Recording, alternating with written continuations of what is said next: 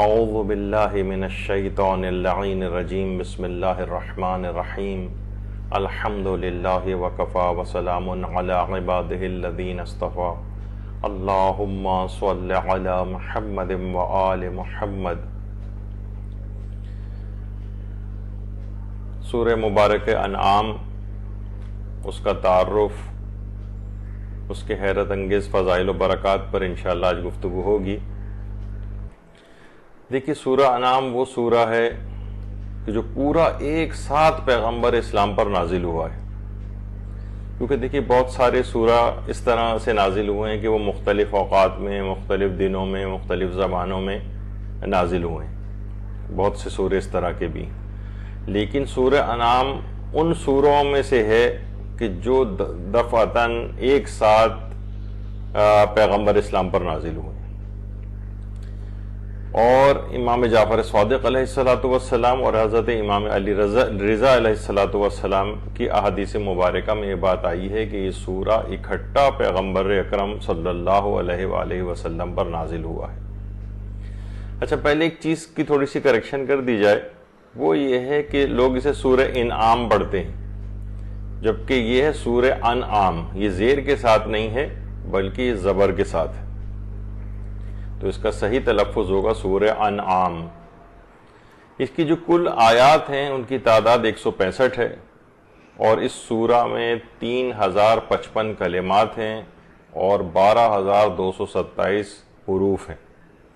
ہر حرف کے اوپر ایک نیکی ملتی ہے، تو فقط سورہ انعام کی تلاوت سے نامہ اعمال میں 12227 نیکیاں کم سے کم داخل کر دی جاتی ہیں۔ سورہ انعام مکی سورہ ہے، پورے کا پورا ایک ساتھ ہی مکے میں یہ نازل ہوا ہے، اور اگر ہم ترتیب نزولی کے اعتبار سے دیکھیں تو یہ 54واں یا 55واں سورہ ہے، لیکن جو موجودہ ترتیب جو کہ پیغمبر اکرم ختم مرتبہ صلی اللہ علیہ وآلہ وسلم خود فرما کر گئے تھے، اس ترتیب کے اعتبار سے اس کا 6واں نمبر ہے۔ یہ 7ویں اور 8ویں پارے میں یہ سورہ پایا جاتا ہے، اور یہ ان سوروں میں شامل ہے جنہیں سبع طوال کہا جاتا ہے، یعنی وہ 7 بڑے سورہ جو قرآن کے اندر موجود ہیں ان میں سے ایک سورہ انعام بھی ہے۔ یہ سورہ الحمدللہ سے شروع ہوتا ہے، اور یہ ان سورہ میں سے ہے، ان 5 سورہ میں سے کہ جو کہ حامدات کہلاتے ہیں، یعنی وہ سورہ کہ جو کہ الحمدللہ سے شروع ہوتے ہیں، خدا کی حمد سے شروع ہوتے ہیں۔ یہ 5 سورہ ہیں، جن میں سورہ فاتحہ، سورہ انعام، سورہ کہف، سورہ سبا اور سورہ فاطر شامل ہیں۔ پھر اس سورہ کی خصوصیت ایک یہ بھی ہے کہ یہ سورہ ان 7 سوروں میں سے ایک ہے جو جانور کے نام پر قرآن میں ہے، جیسے سورہ بقرہ گائے کا سورہ، سورہ انعام اس کا بھی وجہ تسمیہ بیان ہوگی کہ انعام کیوں کہا گیا ہے اس کو، سورہ نحل شہد کی مکھی والا سورہ، سورہ نمل چیونٹی والا سورہ، عنکبوت مکڑی والا سورہ، والعادیات گھوڑے والا سورہ، اور سورہ فیل ہاتھی والا سورہ، یعنی یہ جو 7 سورہ ہیں کہ جو کہ جانور کے نام پر ہیں، اور اس میں اس لحاظ سے یہ دوسرے سوروں سے ممتاز کرنے کے لیے، یعنی یہ بات یاد رہے جیسے کہ ہم نے پچھلی نشستوں میں بات عرض کی ہے کہ سورے کا نام رکھے جانے کا مقصد یہ نہیں ہے کہ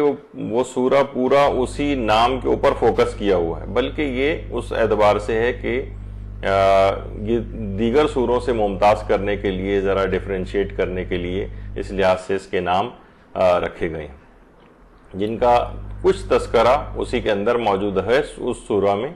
لیکن یہ نہیں کہ یہ پورے کا پورا سورہ انہی ناموں کے گرد گھوم رہا ہے، ایسا نہیں۔ تو یہ ان 7 سورہ میں سے ہے جو جانوروں کے نام پر ہے، اور اس کی وجہ تسمیہ کیا ہے؟ دیکھیے، اس سورہ کی 136ویں آیت میں بعض حیوانات کے حلال و حرام ہونے کا بیان کیا گیا ہے، انہیں انعام کہا جاتا ہے، یعنی مویشیوں کو انعام کہا جاتا ہے، چوپاؤں کو انعام کہا جاتا ہے، یعنی یہ جو لفظ انعام ہے یہ اسی سورہ کے اندر 6 مرتبہ ریپیٹ ہوا ہے، یعنی 6 مرتبہ لفظ انعام اس کے اندر آیا ہے۔ بہت ہی عظیم، بہت بزرگ اور عظیم سورہ ہے، ہمارے چھٹے امام امام جعفر صادق علیہ الصلوۃ والسلام یہ بات ارشاد فرماتے ہیں کہ جب یہ سورہ پیغمبر اکرم صلی اللہ علیہ وآلہ وسلم پر نازل ہوا تھا تو 70,000 فرشتے اس پر نگران تھے، پھر یہ رسول اکرم پر نازل ہوا ہے۔ لہٰذا امام فرماتے ہیں کہ لہٰذا اسے بہت بزرگ سورہ سمجھو، اس کی تکریم کرو، اور اگر لوگوں کو پتہ چل جائے کہ اس سورہ میں کیا ہے تو وہ کبھی اس سورہ کو ترک نہ کرے۔ بے پناہ فضائل کا حامل یہ سورہ ہے، اس کے بے پناہ خواص ہیں۔ ہمارے 8ویں امام امام علی رضا علیہ الصلوۃ والسلام یہ بات ارشاد فرماتے ہیں کہ جب یہ سورہ پیغمبر اکرم پر نازل ہوا تو 70,000 فرشتے اس کے نگہبان تھے، یعنی وہی تقریباً الفاظ ہیں جو ہمارے چھٹے امام کی حدیث میں ہیں۔ 8ویں امام یہ بات بیان فرماتے ہیں کہ جب یہ سورہ نازل ہوا تو وہ 70,000 فرشتے تکبیر و تحلیل کرتے ہوئے نازل ہوئے، اور جو بھی اس سورہ کی تلاوت کرے گا فرشتے قیامت تک اس کے لیے تسبیح کریں گے۔ اس سورہ کی اہم خصوصیت ایک یہ بھی ہے کہ یہ جہنم کی آگ سے بچانے والا ہے۔ تمام تفاسیر میں یہ بات آئی ہے، اور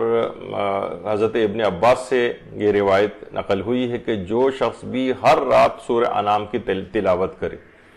تو قیامت کے دن وہ شخص امن میں ہوگا اور اپنی آنکھوں سے کبھی یہ جہنم کو نہ دیکھے گا۔ جہنم کی اس کو پتہ ہی نہیں چلے گا کہ جہنم کی آگ ہے کیا، یہ کبھی اپنی آنکھوں سے جہنم نہیں دیکھے گا اگر ہر رات سورہ انعام کی تلاوت کرے۔ تو اتنا بڑا فائدہ اگر لینا ہے اور تھوڑا وقت اس کے اوپر اگر کوئی اتنی ہمت والا ہو جو کہ لگا دے، اور کیونکہ ہمارے دیکھیے روحانیت اتنی کمزور اور کمتر ہو چکی ہے کہ ہمیں چیزیں بہت مشکل اور بہت ہی ایسا لگتا ہے گویا ناممکن ہو۔ تو چلیں، یہ نہیں اگر ہر رات ممکن نہیں ہے تو ہفتے میں ایک رات کر لیں، مہینے میں ایک رات کر لیں، لیکن کم سے کم کچھ بلند ہمت دینی امور کے اندر بننا پڑے گا۔ تو جہنم کی آگ کو کبھی اپنی آنکھوں سے دیکھے گا ہی نہیں جو ہر رات سورہ انعام کی تلاوت کرے گا۔ اچھا، اس لحاظ سے دوسری خصوصیت اس کی یہ ہے کہ یہ خیر و برکت والا بہت سورہ ہے اور امراض سے حفاظت والا سورہ۔ تفسیر برہان میں حضرت امام جعفر صادق علیہ السلام ارشاد فرماتے ہیں کہ جو شخص بھی سورہ انعام کو مشک اور زعفران سے لکھے گا اور 6 دن تک متواتر پھر اس کا پانی پیے، یعنی مشک و زعفران سے لکھے اس کو اور 6 روز تک متواتر اس کا پانی پیے، تو خدا اس کو خیر کثیر عطا فرمائے گا اور ہر درد اور مرض سے اس کو امان ملے گی۔ تو دیکھیے بہت ساری چیزیں ایسی ہیں نا، جیسے ہمارے ہاں ویکسینیشنز ہوتی ہیں کہ جناب ویکسین اگر لگ گئی ہے تو اب اس مرض سے جو ہے بچاؤ ہو جاتا ہے۔ تو اسی طرح سے یہ روحانی امراض کے اعتبار سے ویکسین، اور یہ کہ جو ان سورہ کے اندر بھی یہی والی خاصیت پائی جاتی ہے۔ حیرت ہے کہ بہت سارے لوگ جو اس کے اوپر اعتراض کرتے ہیں وہ یہود و نصارہ کی بنائے ہوئے ادویات وغیرہ پہ تو اس قدر بھروسہ کرتے ہیں کہ جی ہاں یہ اس مرض کو بچا لے گا، لیکن جب کہتے ہیں قرآن کی سورہ تو فوراً شکوک و شبہات اور اپنی جو ہے مختلف موجگافیاں اس میں لے کر آ جاتے ہیں کہ کیسے ممکن ہے۔ تو بہرحال ہر درد اور ہر مرض سے اس میں امان ملے گی۔ جو شخص بھی سورہ انعام کو مشک و زعفران سے لکھ کر 6 دن تک متواتر اس کا پانی پیے، تو اس کو بھی کر کے دیکھنا چاہیے۔ اتنا وقت جو ہے بیماریوں کے علاجوں میں لگ جاتا ہے، اتنا وقت اور پیسہ اس کے اوپر لگ جاتا ہے، تو تھوڑا سا وقت اس کے اوپر بھی لگا دینا چاہیے اور اس کو ٹرائی کر کے دیکھنا چاہیے۔ ٹرائی تو نہیں یہ کہا جائے گا، یہ تو شکوک و شبہات والی بات ہوگی۔ انسان پر یقین انداز میں ان عملیات کو کرے تو پھر ان کی اثر پذیری کو مشاہدہ کر سکتا۔ اچھا، بعض اوقات یہ ہوتا ہے کہ ہم ایک مشکل کو اگر حل کروائیں تو اس کے لیے الگ الگ عملیات ہیں۔ بہت سی مشکلات ایسی ہیں کہ جو سورہ انعام کے ذریعے ایک ساتھ تمام مشکلات بھی دفع ہو سکتی ہیں۔ جو تفسیر اطیب البیان ہے اور بحار الانوار کے اندر بھی یہ بات آئی ہے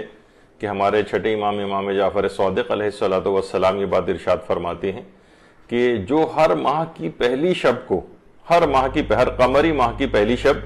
2 رکعت نماز پڑھے اور ہر رکعت میں الحمد کے بعد سورہ انعام کی تلاوت کرے،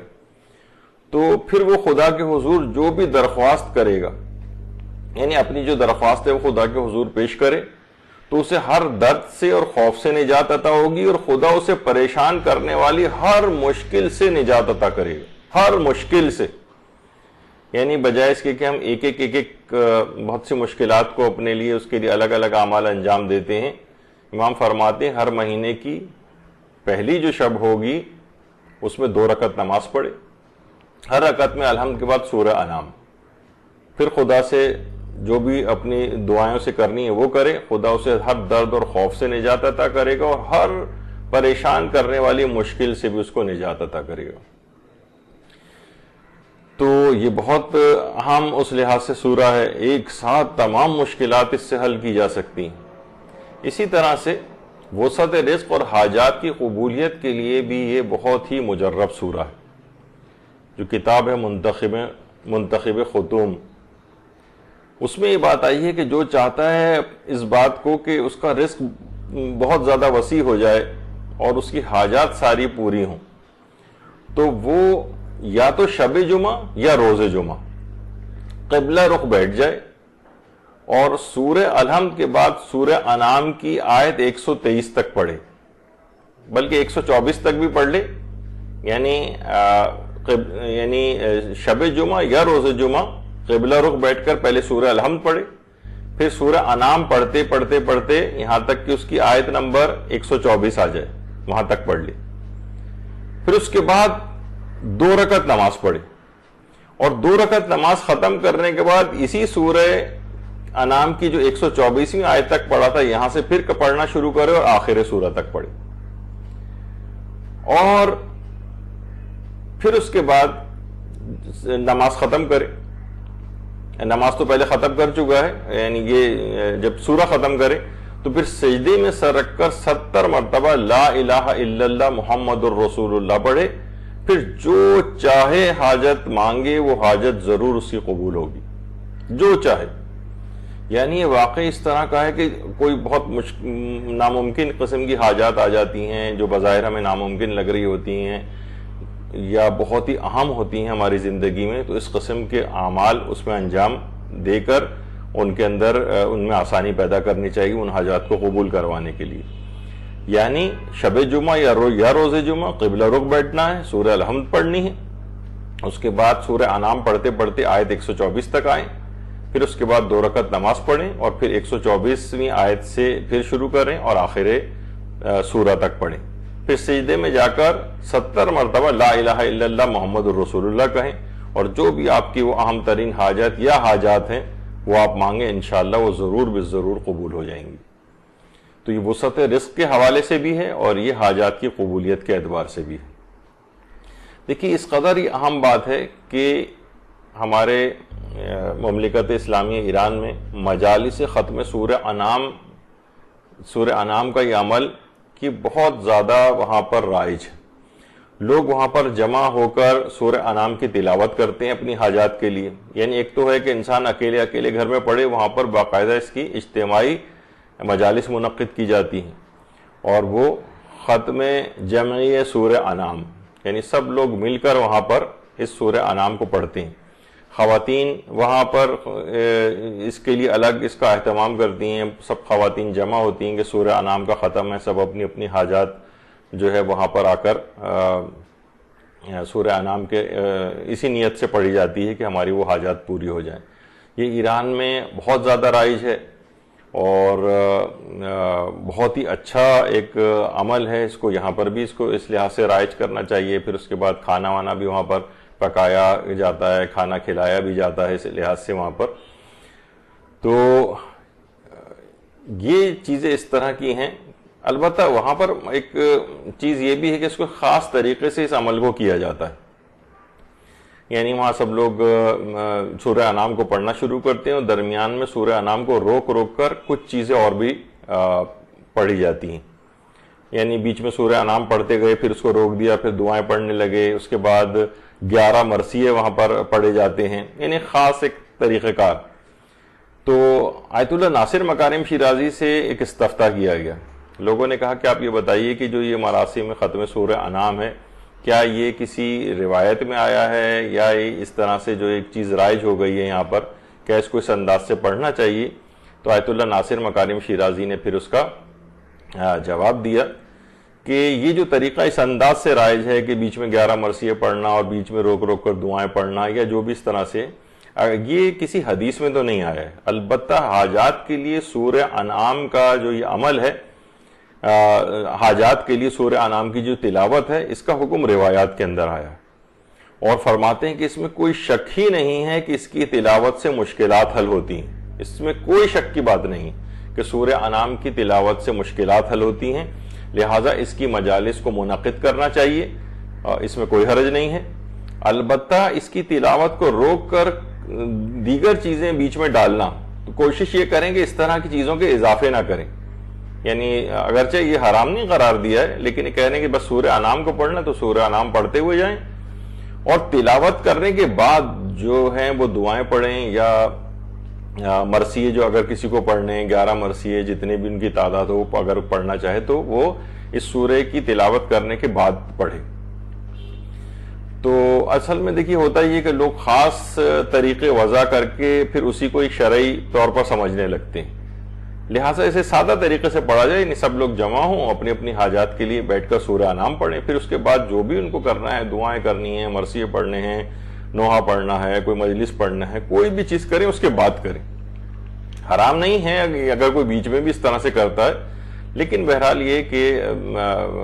اور ان رسوم و رواج کی بھی بہرحال ایک حد تک اہمیت ہوتی ہے، لیکن بعض اوقات لوگ ان کو شرعی طریقہ سمجھنے لگتے ہیں کہ شاید اسلام نے اس طرح سے کرنے کا کوئی حکم دیا ہے، تو ظاہر ہے اس لحاظ سے کوئی شرعی چیز وضع نہ کی جائے اپنی طرف سے، ایک سادہ طریقے سے اس کو انجام دیں، سورہ انعام کو پڑھیں، اور اس چیز کو یہاں پر بھی رائج ہونا چاہیے کہ سب لوگ بیٹھیں ایک جگہ پر اور بیٹھ کر سورہ انعام کی تلاوت کریں۔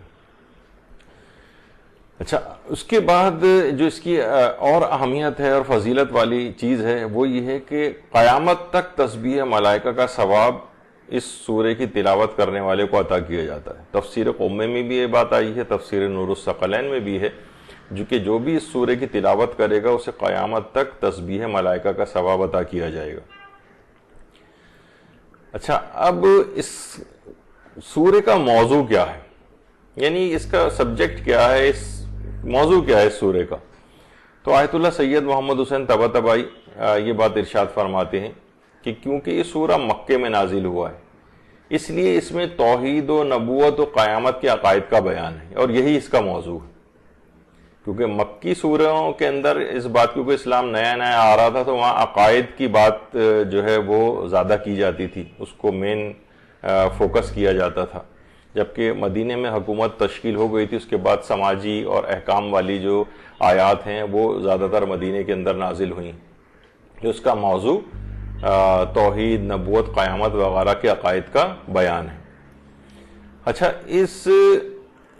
اس کی اور جو فضیلتیں بیان ہوئی ہیں وہ یہ کہ یہ سورہ جو ہے غصے اور غضب کو کم کرنے والا بھی ہے۔ خواص آیات قرآن کریم،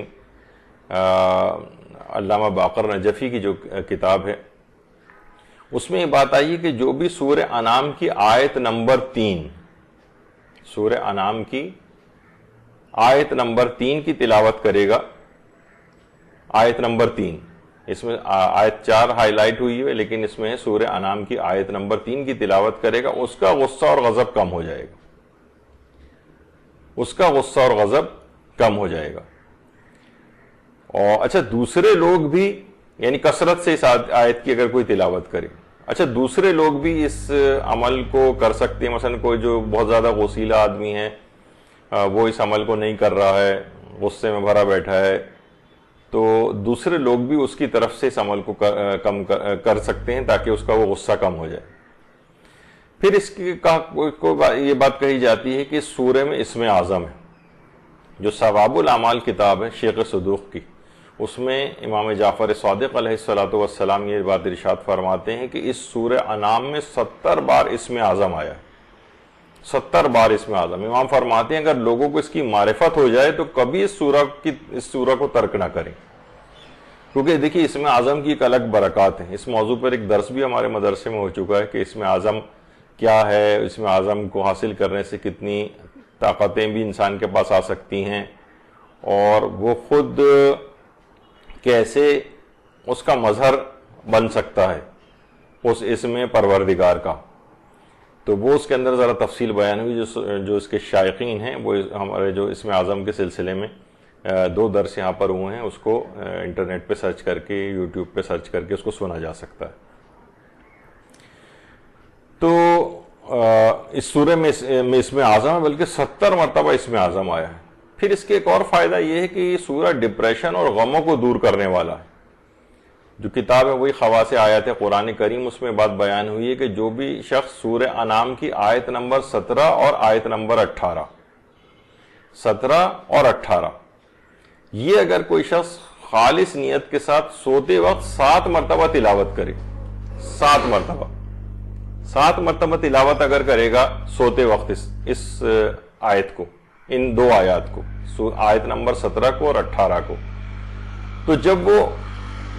سو کر اٹھے گا تو اس کا ڈپریشن اور وہ جو غم ہے وہ زائل ہو جائے گا۔ تو آیت نمبر 17 اور 18 کو خالص نیت سے سونے سے پہلے 7 مرتبہ تلاوت کر کے سوئیں، تو ڈپریشن اور جو غم اندو انسان کے اس کے اوپر ہوتا ہے اور وہ جب اٹھے گا تو وہ چیز زائل ہو چکی ہوگی۔ اسی طرح سے کنویں کا پانی، یہاں پر بہت زیادہ پانی کی بھی کمی ہوتی ہے، لوگ بورنگ وغیرہ کرتے ہیں، اور تو کچھ عرصے میں کیونکہ ہر جگہ ہر گھر بورنگ کروا رہا ہے تو سطح جو پانی کی ہے وہ زمین میں کم ہونے لگتی ہے، مزید پھر اور گہرائی میں کھدوانی پڑتی ہے۔ تو کنویں کا پانی زیادہ اور بابرکت کرنے والا سورہ ہے، یعنی اگر کوئی کسی جگہ پانی کم ہو کسی کنویں میں تو کاغذ پر سورہ انعام کی آیت نمبر 99، یہ اگر کاغذ کے اوپر یہ والی آیت لکھی جائے، آیت نمبر 99، وہی خدا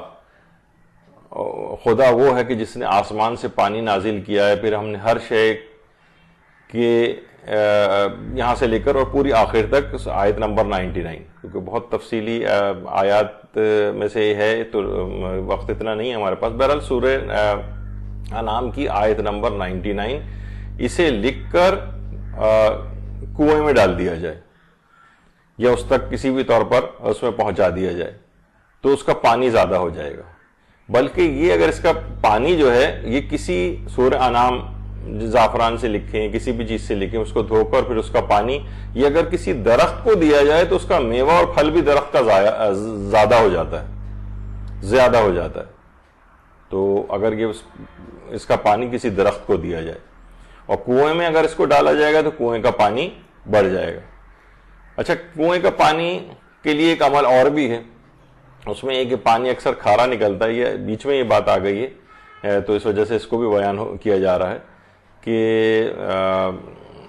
یہ جو کتاب خواص آیات قرآن کریم ہے، اگر کنویں کی کھدائی کے وقت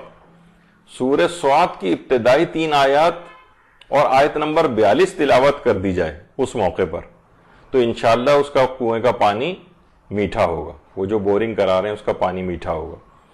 تو یہ جو اس سے پہلے سورہ انعام کی جو آیات تھی آیت نمبر 99 اس سے پانی زیادہ ہوگا، اور اگر کوئی چاہے کہ پانی میٹھا ہو تو سورہ صاد کی ابتدائی 3 آیات اور آیت نمبر 42 کی اس موقع پر تلاوت کی جائے۔ تو دیکھیے یہ تمام چیزیں ایسی ہیں جو کہ قرآن اگر سے کتاب ہدایت ہے، ہدایت کی تمام باتیں تو بدرجہ اولیٰ اس کتاب سے لینی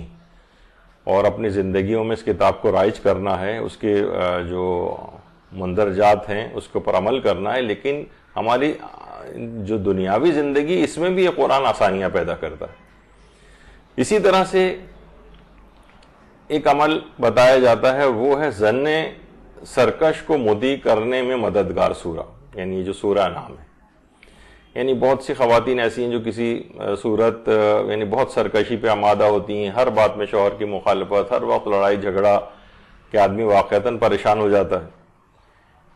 اچھا، اس کے مقابلے میں بہت سے شوہر بھی اسی طرح سے ہوتے ہیں کہ وہ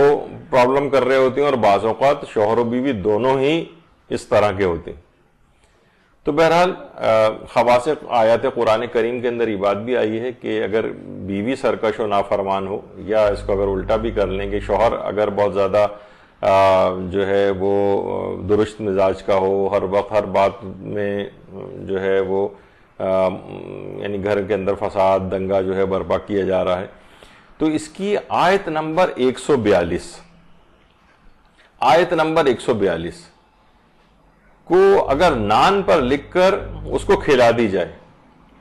تو وہ عورت خواہ کتنی ہی سرکش و نافرمان کیوں نہ ہو، اس کی سرکشی دور ہو جائے گی اور وہ فرما بردار ہو جائے گی۔ اور مردوں کے لحاظ سے بھی یہ ہے کہ وہ جو درست مزاجی اس کی ہو رہی ہے اب یہ تو نہیں کہا جائے گا کہ وہ مرد جو ہے وہ عورت کا جو ہے وہ فرما بردار ہو جائے اور جو ہے بالکل ہی اس لحاظ سے ہو جائے کہ زن مرید جس کو کہا جائے، یعنی اس کے بھی خلاف ہو جائے گا۔ ہر شخص کو اپنی نفسیات اور اس کے مطابق جو ہے اس کو زیب دیتی ہیں باتیں، لیکن سرکشی اور نافرمانی بیوی کے اعتبار سے جو ہے وہ ہو جائے گی دور، اور اگر مرد ہے اور وہ درست مزاج کا ہے اور بہت زیادہ سختی وغیرہ کر رہا ہے یا بہت زیادہ گھر کے اندر جھگڑا فساد وغیرہ کرتا ہے تو اس کی یہ صفات بھی اس سے دور ہو جائیں گی۔ یعنی آیت نمبر 142 کو نان پر لکھ کر، اچھا اب نان پر اس انداز سے لکھے، یا اگر یہ ممکن نہیں ہے مثلا زعفران وغیرہ سے لکھنا، یا تو کم سے کم انگلی سے بھی آیت نمبر 142 نان کے اوپر لکھ کر اس کو اگر کھلا دی جائے تو یہ بھی ایک عمل جو ہے وہ بتایا گیا ہے۔ اسی طرح سے تقویت حافظہ کے لیے سورہ بڑا مددگار ہے۔ اس کی جو آیت نمبر 61 ہے، آیت 61، اس کے متعلق یہ بات آئی ہے، علماء لکھتے ہیں کہ اگر مرغی کے انڈے پر لکھ کر اسے کھا لیا جائے، آیت نمبر 61 کو لکھا جائے اور پھر اس انڈے کو کھا لیا جائے تو اس کا حافظہ بہت قوی ہو جاتا ہے۔ یہ بات بہت مجرب ہے۔ اسی طرح سے جھگڑے اور اختلافات کو دور کروانے والا یہ سورہ ہے، صلح صفائی کروانے والا ہے۔ اس کی جو آیت نمبر 115 ہے، آیت نمبر 115، اچھا اس کو اگر 3 مرتبہ پڑھ کر کسی ایسے شخص پہ پھونک مار دی جائے جس سے صلح و صفائی مقصود ہے تو وہ شخص صلح پر آمادہ ہو جاتا ہے، بلکہ یہاں تک ملتا ہے کہ وہ معافی تک آپ سے مانگ لے گا۔ اس کی سورہ انعام کی آیت نمبر 115، اس کو 3 مرتبہ پڑھ کر کسی ایسے شخص پر پھونک مار دی جائے جس سے آپ کی صلح صفائی کرنا مقصود ہے، جھگڑا ہو گیا ہے اس سے، لڑائی ہو گئی ہے اس سے، اور آپ چاہتے ہیں کہ اس سے صلح و صفائی ہو جائے، تو صلح و صفائی کے اوپر یہ آمادہ کروانے والا سورہ ہے۔ نہ صرف یہ کہ وہ شخص جو کہ ابھی تک بالکل اکڑا اکڑا پھر رہا تھا آپ سے، نہ صرف یہ کہ وہ صلح پر آمادہ ہو جائے گا بلکہ ممکن ہے کہ معافی بھی مانگ لے۔ تو یہ اس کے دیکھیے اس کی جو الگ الگ آیات کے جو خصوصیات ہیں، ظاہر ہے جب پورا ہی سورہ پڑھیں گے تو ان تمام آیات کے بھی فوائد اس کے اندر آ جائیں گے، لیکن الگ سے بھی اگر پورا بھی سورہ نہ پڑھیں تو الگ الگ حاجات کے لیے اس کی مختلف قسم کی آیات سے بھی استفادہ کیا جا سکتا ہے۔ اچھا اس سورے کی جو مشہور ترین آیات ہیں ان میں سے ایک سب سے مشہور آیت مفاتیح الغیب ہے، جو آیت نمبر 59 ہے۔ یہ بہت مشہور آیت ہے، بڑی بہترین آیت ہے۔ وَعِندَهُ مَفَاتِحُ الْغَيْبِ لَا يَعْلَمُهَا إِلَّا هُوَ، اور یہاں سے لے کر الا فی کتاب مبین تک۔ تو یہ بہت ہی اہم آیت ہے، اور اتنی اہم ہے کہ اسی کے نام سے علامہ مجلسی نے آداب استخارہ کے موضوع کے اوپر ایک کتاب بھی لکھی تھی جس کا نام بھی مفاتیح الغیب رکھا تھا۔ اس کے علاوہ جو تفسیر کبیر ہے علامہ فخر الدین رازی کی، امام فخر الدین رازی کی، اس کو بھی مفاتیح الغیب کہا جاتا ہے۔ یعنی اس آیت کے عنوان کے لحاظ سے علماء نے الگ الگ کتابیں بھی لکھی ہیں، شیعہ و سنی دونوں علماء نے۔ اور یہ وہ آیت ہے کہ جو کہ نماز غفیلہ کی جو دوسری رکعت میں سورہ الحمد کے بعد پڑھی جاتی ہے، نماز غفیلہ میں۔ دیکھیے ایک تو یہ جو آیت 59 ہے یہ نماز غفیلہ کی جو مغرب و عشاء کے درمیان پڑھی جاتی ہے اس کی دوسری رکعت میں الحمد کے بعد پڑھی جاتی ہے۔ یعنی اتنی اہم آیت ہے یہ آیت مفاتیح الغیب۔ اچھا مفاتیح الغیب، مفاتیح الغیب نہیں جس طرح مفاتیح الجنان، نہیں، یہ ہے مفاتیح الغیب، مفاتیح الغیب۔ اس کے معنی کیا ہے؟ دیکھیے مفاتیح یہ مفتاح یا مفتاح کی یعنی زیر ہو یا زبر کے ساتھ ہو، یہ اس کی جمع ہے مفاتیح۔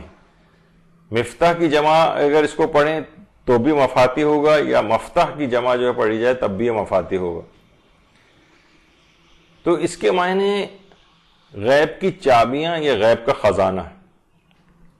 دیکھیے عربی قواعد کی روح سے مفاتح جو ہے یہ مفتاح کی جمع بھی ہو سکتا ہے اور مفتاح کی جمع بھی ہو سکتا ہے، یعنی زیر و زبر دونوں کے ساتھ ممکن ہے. تو اس کے معنی غیب کی چابیاں بھی ہو سکتی ہیں اور غیب کے خزانے بھی ہو سکتے ہیں. بعض مفسرین نے کہا کہ دیکھیے چابی سے کیونکہ خزانے تک پہنچا جاتا ہے، تو اس پہ علماء نے اعتراض کیا ہے کہ ایسا نہیں، علم غیب کے اوپر کوئی قفل یا تالا یا لاک نہیں لگا ہوا ہے کہ اللہ اسے چابیوں کے ذریعے کھولتا ہو. یہاں جو یہ کلمہ ہے اگر اس سے مراد چابیاں بھی ہو تو یہ بطور استعارہ کے استعمال ہوا ہے، ورنہ یہ بات لازم آئے گی کہ اللہ کو جو علم ہے وہ بالفعل حاصل نہیں ہے، بالقوہ ہے، یعنی اس کو چابیوں کے ذریعے جو ہے اس کو کھولنا پڑتا ہے. جبکہ اللہ کے لیے جتنے بھی غائب ہیں وہ سب حاضر کی مانند ہیں. اللہ کے لیے جتنے بھی غائب ہیں وہ سب حاضر کی مانند ہیں. اللہ کے لیے ماضی، حال، مستقبل کے لحاظ سے کوئی فرق نہیں ہے اس کے علم میں. تو یہ جو اس کی آیت ہے، آیت مفاتیح الغیب، دیکھیے یہاں پر علم غیب کی بھی ایک گفتگو آتی ہے کہ دیکھیے جو غیبی علوم ہیں ان کی جو ہے وہ دو اقسام ہیں غیبی علوم کی. ایک تو وہ غیبی علوم ہیں جو عالم شہود میں آ سکتے ہیں، یعنی غیب سے شہود میں آ سکتے ہیں، یعنی جس سے پہلے غیب تھے لیکن بعد میں دیکھیے بہت سارے وہ چیزیں ہوتی ہیں کہ نئی نئی دریافتیں ہو رہی ہیں، نئی نئی سمندری مخلوقات کا پتہ چل رہا ہے، سمندری حیات کا نیا پتہ چل رہا ہے، زمین کی تہوں میں راز جو پہلے غیب تھے وہ اب ڈسکور ہو رہے ہیں، نئی نئی ڈسکوریز ہو رہی ہیں، نئی نئی گیلیکسیز اور کہکشاؤں کا پتہ چل رہا ہے، بیماریوں کے نئے نئے علاج دریافت ہو رہے ہیں. یہ سب پہلے کیا تھے؟ غیب تھے. لیکن ایسے غیب تھے کہ ان کا شہود میں آنا ممکن ہے اور یہ شہود میں آ جاتے ہیں، یعنی یہ پہلے چیز غیب تھی، یہ بعد میں ظاہر ہو جاتی. ایک تو غیبی علوم وہ ہیں، اور دوسرے غیبی علوم وہ ہیں جو عالم شہود میں نہیں آ سکتے. یہ اللہ کا لامحدود علم سے مربوط یہ علم ہے. یعنی دیکھیے ذات الہی کیونکہ لامحدود ہے تو اس کا علم بھی لامحدود ہے، اور عالم شہود میں جو بھی چیز آ جاتی ہے وہ خود محدود ہو جاتی ہے. تو اللہ کا علم لامحدود ہے، تو یہ دوسرا غیبی علوم وہ ہیں جو کبھی بھی عالم شہود میں نہیں آ سکتے. دیکھیے انسان فقط ان علوم کو حاصل کر سکتا ہے جو منصہ شہود میں آ جائیں. جیسے کہ علامہ محمد حسین طباطبائی فرماتے تھے کہ مفاتیح الغیب سے مراد وہ الہی خزانے ہیں جو ان اشیاء پر مشتمل ہیں جو مقدرات کے قالب میں نہیں آتی. یعنی یہ وہ غیبی علم ہے جو ذات الہی کے علاوہ کسی اور کے پاس نہیں ہے. لا یعلمها الا هو،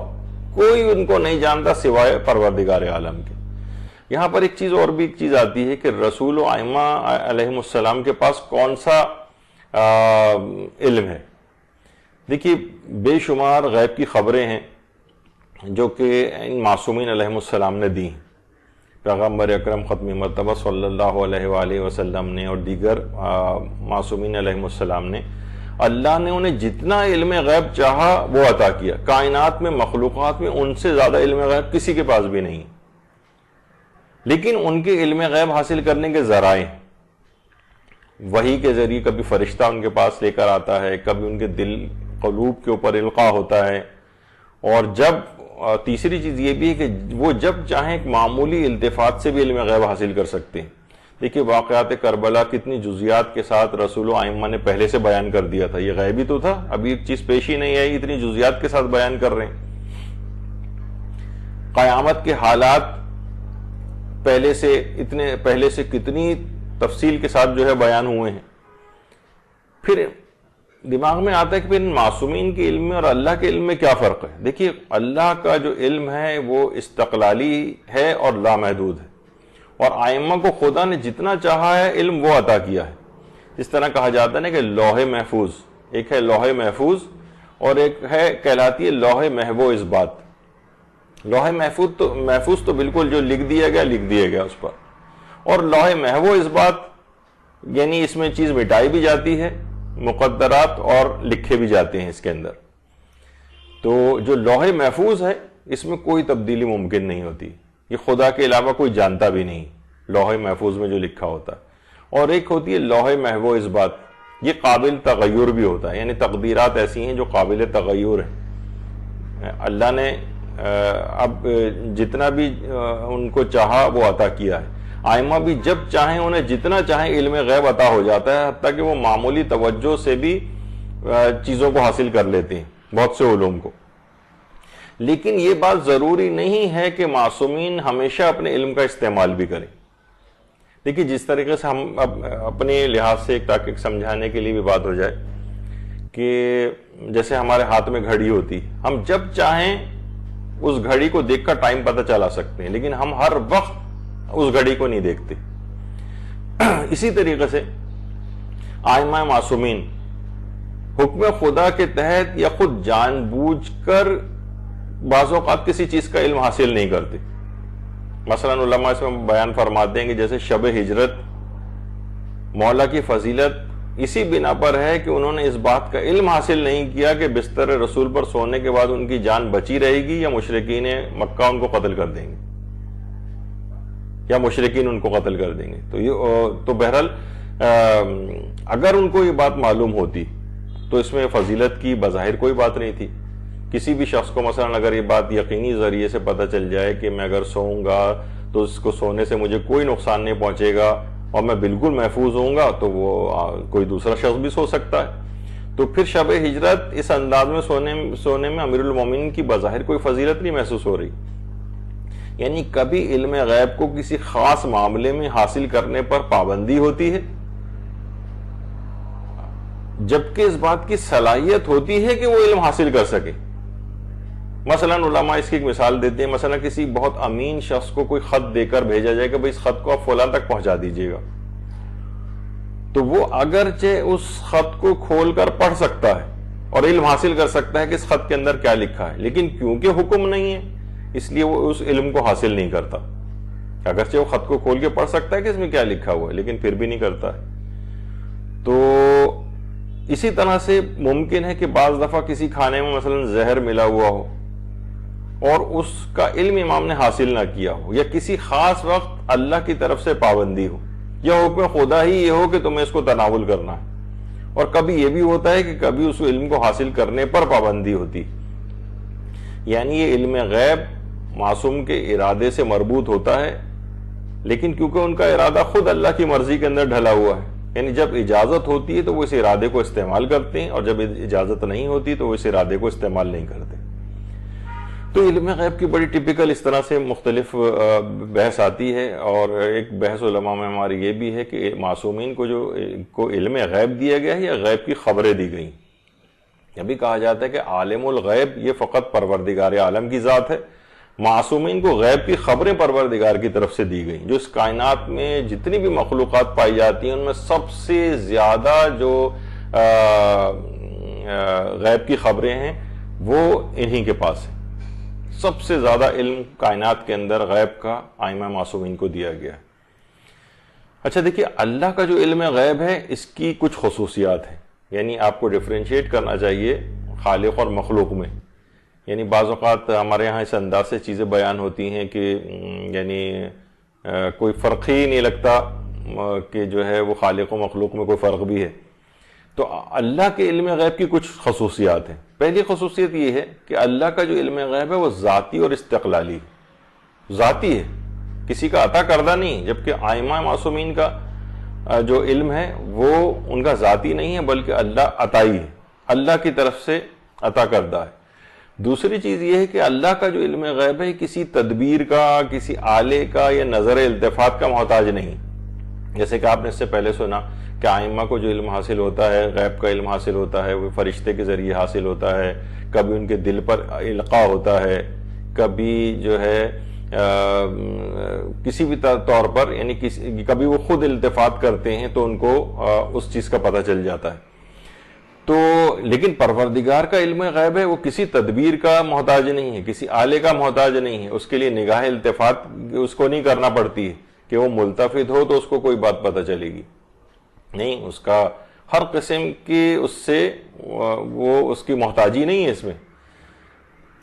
اچھا، اسی طرح سے تیسری چیز یہ ہے کہ اس کا علم غیب جو ہے وہ ازلی اور ابدی، ہمیشہ سے اور ہمیشہ تک رہے گا. یعنی کوئی زمانہ ایسا نہیں گزرا کبھی اس چیز کا پروردگار عالم کو علم نہ ہو. اور چوتھی چیز یہ ہے کہ اس کا علم غیب کبھی سلب نہیں ہو سکتا. یہ مخلوقات میں ممکن ہے کہ وہ جب چاہے پروردگار وہ اس علم کو سلب کر سکتا ہے. دیکھیے جیسے کہ حضرت خضر کو علم تھا، خضر و موسیٰ کا جو واقعہ ہے وہ خاص موارد میں موسیٰ کو علم نہیں تھا لیکن خضر کو علم تھا. اچھا یہاں پر ایک بات اور کہہ دی جائے کہ حضرت خضر نبی تھے یا نبی نہیں تھے، کیونکہ دیکھیے قرآن میں تو ان کی نبوت کے اعتبار سے ذکر نہیں کیا گیا بلکہ ان کو ایک مرد صالح کہا گیا ہے. تو ایک اختلاف ہے اس میں، لیکن البتہ کچھ مجتہدین ایسے بھی ہیں کہ جو کہتے ہیں ان کے پاس اس کے دلائل ہیں کہ وہ حضرت خضر نبی تھے. تو اور بعض کہتے ہیں کہ نبی نہیں تھے لیکن مرد صالح تھے. اور اگر بالفرض نبی تھے بھی تب بھی بہرحال موسیٰ ان سے افضل تھے خضر سے. خاص مواقع پر حضرت خضر کا علم جو ہے وہ خاص مصلحت کی وجہ سے ایک معاملے میں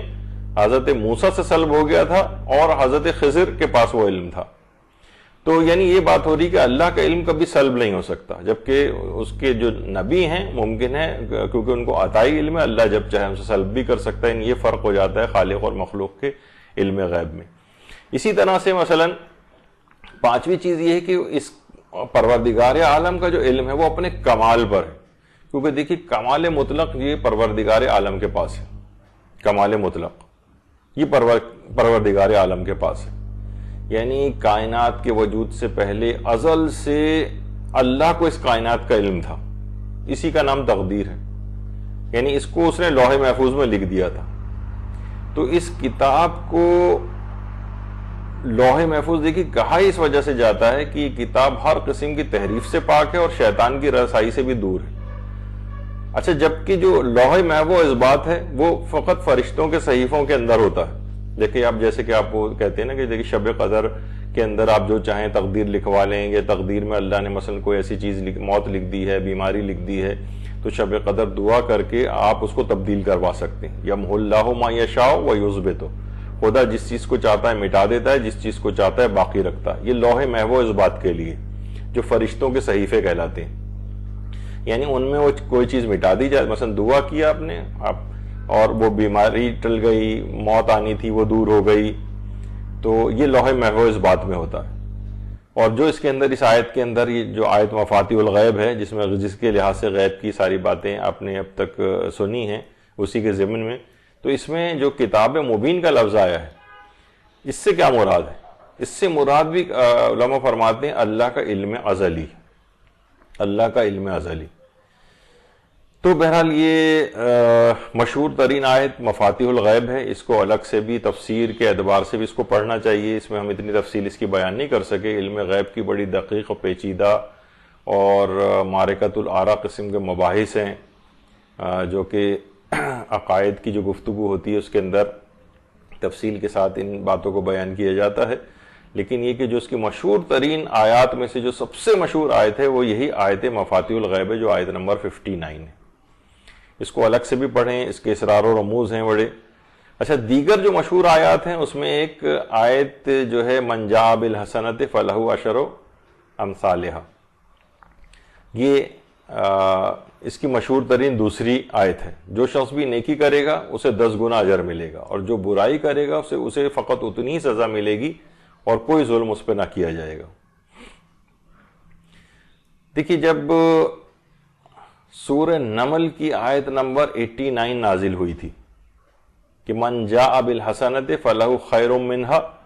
جو کوئی بھی نیکی کرے گا اسے اس سے بہتر اجر ملے گا، تو پیغمبر اسلام نے پروردگار عالم سے درخواست کی اور تقاضا کیا کہ اس میں کچھ مزید اضافہ کیا جائے اس فائدے میں، اس ثواب میں. تو اس کے بعد جواب میں یہی آیت نازل ہوئی تھی کہ من جاء بالحسنۃ فلہ عشر امثالھا، یعنی ایک نیکی کی بجائے اس میں تھا کہ کچھ اس سے بہتر اجر ملے گا، لیکن اس کے بعد آیت نازل ہوئی کہ نہیں 10 گنا اجر ملے گا. جب وہ آیت نازل ہوئی کہ 10 گنا اجر ملے گا تو پیغمبر اکرم نے صلی اللہ علیہ وآلہ وسلم انہوں نے مزید تقاضا کیا، مزید تقاضا کہ پروردگار اس میں بھی یہ 10 کے بجائے مزید بھی اضافہ ہونا چاہیے. تو پھر سورہ بقرہ کی آیت نمبر 245 نازل ہوئی تھی.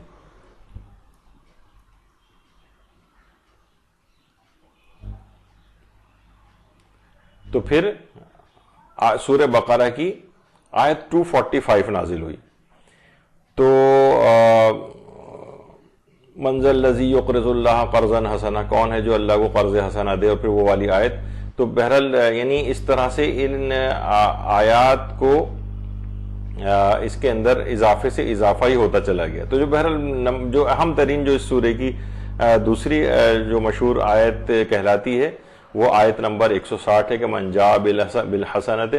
فلہ عشر امثالھا, یعنی ایک کے بجائے 10 گنا جو ہے عطا کیا جائے گا. اچھا, پھر اس کے بعد ایک آیت وزر کہلاتی ہے, آیت وزر جو بہت مشہور ہے, وَلَا تَزِرُ وَازِرَةٌ وِزْرَ أُخْرَى, کہ کوئی قیامت کے روز ہر شخص کا جو کچھ اس نے کیا ہے اس کا وبال اسی کو اٹھانا پڑے گا, اور کوئی دوسرا اس کا ذمہ دار نہیں ہوگا. تو کوئی کسی اور کا بوجھ نہیں اٹھائے گا. یہ اپنی جگہ یہ اس کی آیت وزر کہلاتی, یہ اس کی مشہور آیات میں سے ہے. البتہ سورہ نحل کی آیت نمبر 25 جو ہے, سورہ نحل کی آیت نمبر 25,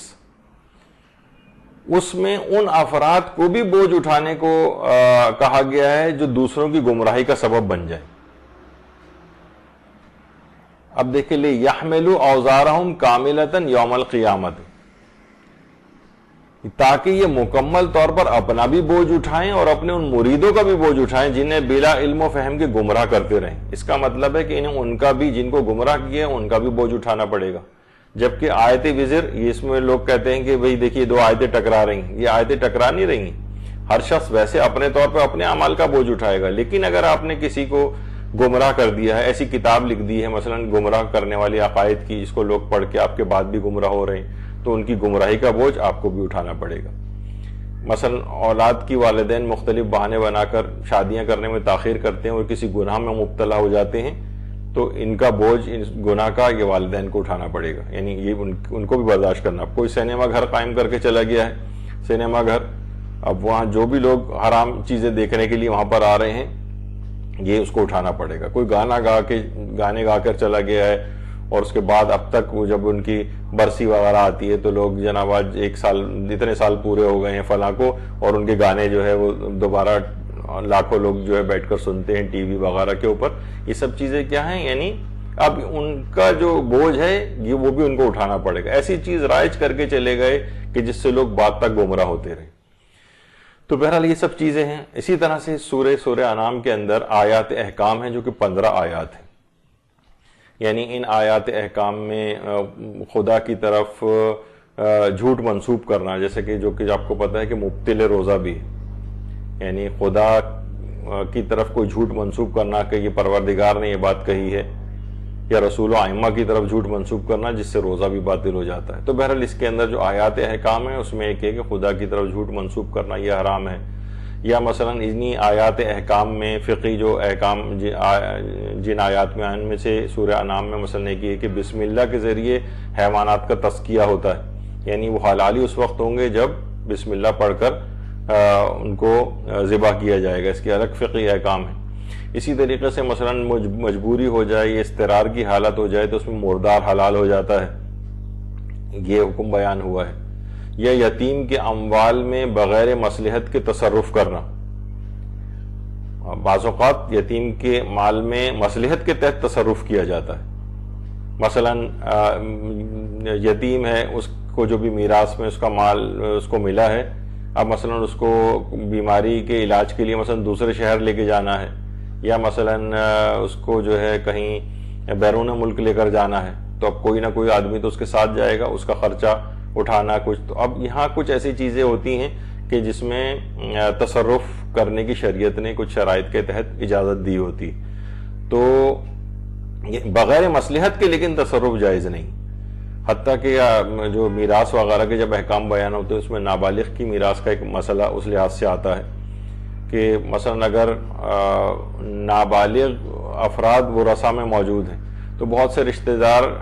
یعنی اب ظاہر ہے جب وہ شخص انتقال کر گیا تو وہ میراث کو تقسیم ہونا چاہیے, اس میراث میں نابالغ بھی شامل ہے. نابالغ اگر اجازت بھی دے دے تو بھی اس کی اجازت کی اہمیت نہیں ہوتی.